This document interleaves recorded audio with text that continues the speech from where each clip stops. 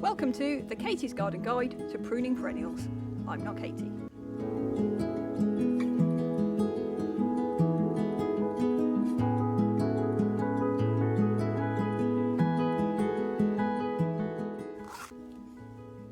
This is Cephalaria Gigantea, also known as the Giant Scabious.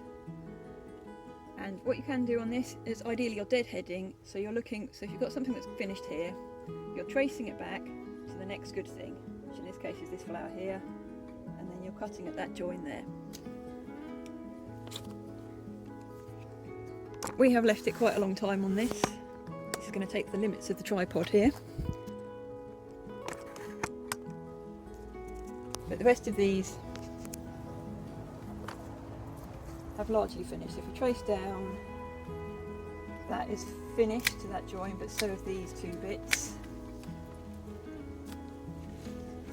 Which means we then keep tracing down right into the heart of the plant. Because if you just cut there, for example, nothing's going to happen. There's not the growth nodes for that to happen, for anything to reflower. All that happens if you cut where there's no sign of any bud is that it will gradually brown off.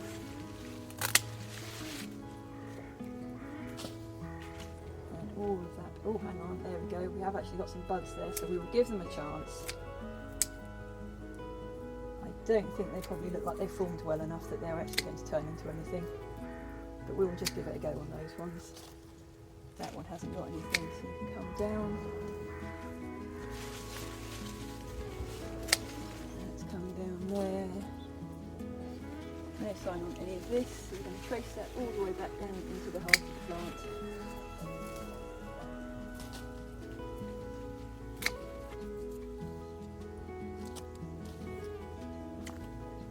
And we will see what happens.